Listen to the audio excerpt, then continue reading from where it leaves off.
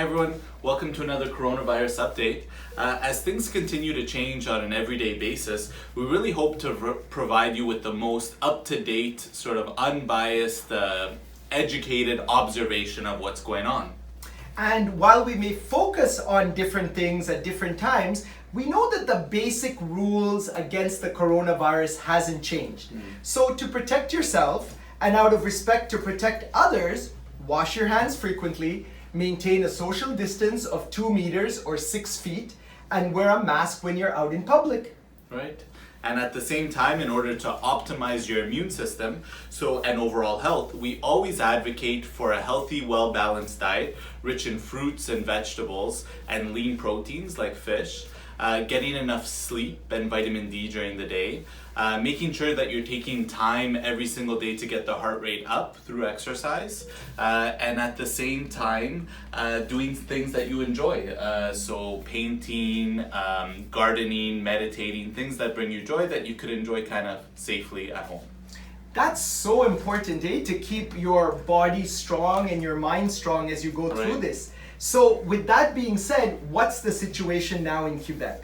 Well, there are two things that are concerning. First, while we used to be getting 30, 40, maybe 50 cases a day, now for over a week we're getting over 100 cases a day. Now, this could be attributed to isolated outbreaks in restaurants, daycares, maybe bars. And the second thing that's concerning is that the percentage of positive cases has increased from 1% to 3% of all tested individuals. And we're testing more people. So we're testing more people and a greater percentage of them are positive. Right.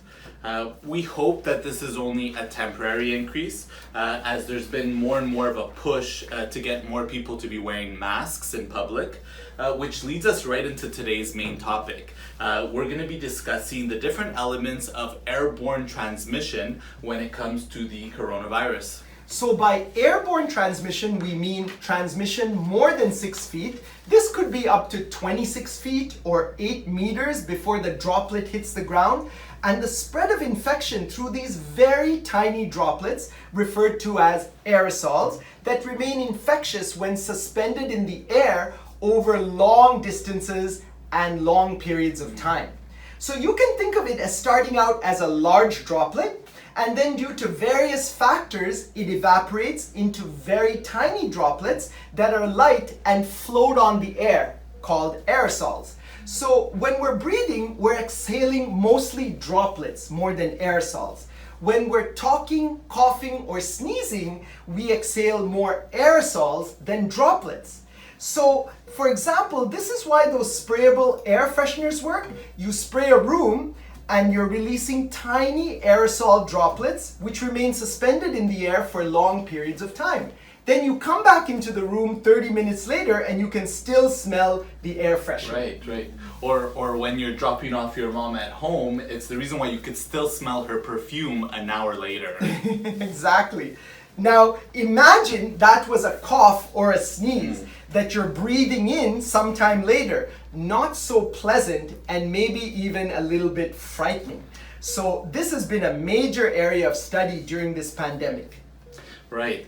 And so it's already been established that airborne transmission could occur during medical procedures that really help generate aerosols. So for example, intubating someone before surgery, bronchoscopy, certain dental procedures as well. But the question has always been this: can the virus spread through aerosols outside of these sort of aerosol generating procedures? So from, for example, talking or coughing in a small enclosed space without a lot of ventilation.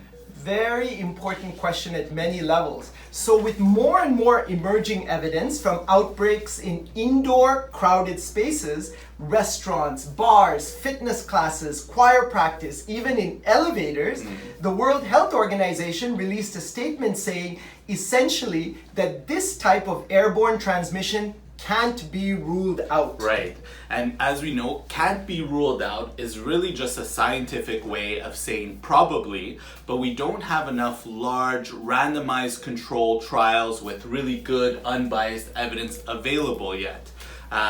So that, and also they don't really want to scare us at the same time. True.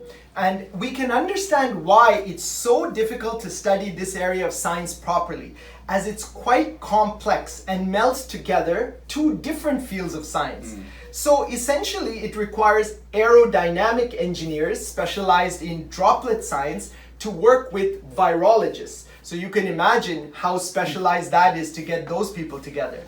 And there's often controversy as to what even defines an aerosol. Is it defined by the size of the droplet? Is it defined by how far the droplet traveled? How infective the droplet is? How these things vary with humidity levels, ventilation, sunlight, temperature? Take for example a sneeze might travel 6 meters, a cough 2 meters, and just breathing 1 meter. And that's just one of the many variables in aerosol transmission. Really interesting stuff. Really, and it's complex. To add to this, the droplets and the aerosols could change from person to person and even over time. So you start with a large droplet and it gets smaller and smaller. So this allows it to be lighter in the environment and last a longer amount of time in the air. And you know, Dr. Liello, that reminds me of Muhammad Ali, considered by some to be the greatest athlete of all time. And he had some tremendous one-liners. And when reporters asked him about his style and speed, he would say, "I float like a butterfly and sting like a bee." And he would say, his hands can't hit what his eyes can't see. Which is what happens to viral aerosol droplets floating through the air with a deadly sting. Even just speaking could release droplets. So if you look at some droplets between the range of 12 to 21 microns, those are considered small droplets, less than 100 microns, in a closed space with stagnant air and loud speech, could hang in the air for 14 minutes, maybe up to 3 hours, depending on all the aerodynamic factors involved. Goodness. This becomes especially worrisome when you think that 40% of people with the coronavirus are completely asymptomatic. For example, there's a story of a super spreader. So this was a lady who had the coronavirus, had 0 symptoms, and within a 60-second elevator trip was able to infect 71 people.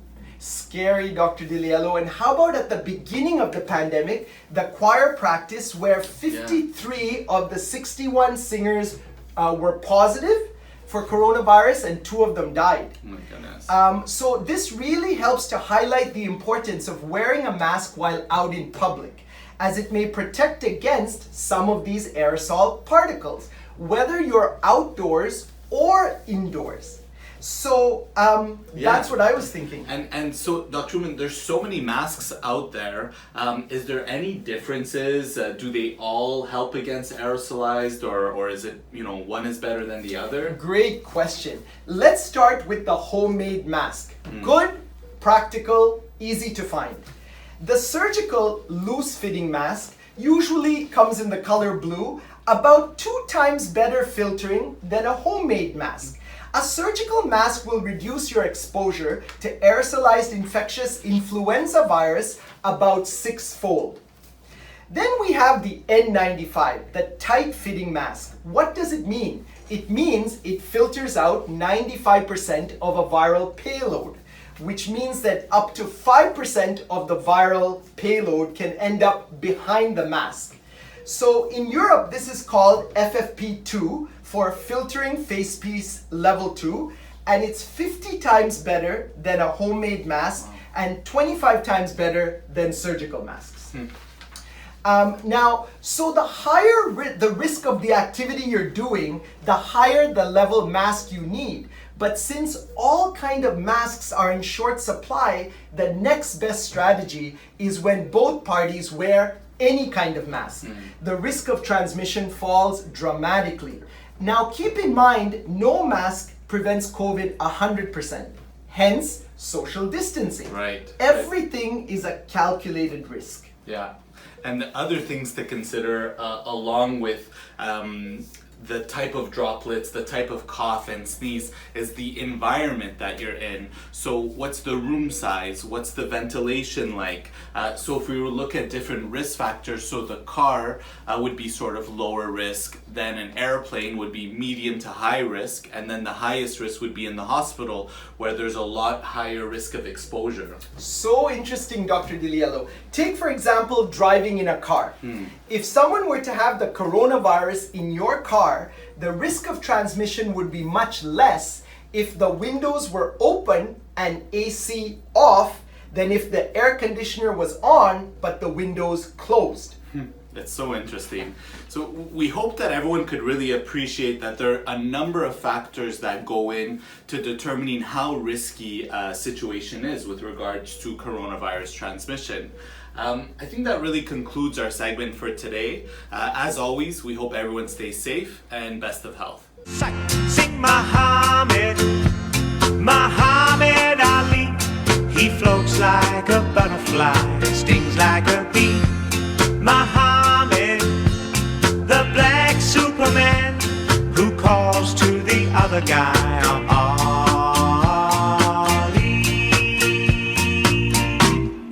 Catch me if you can.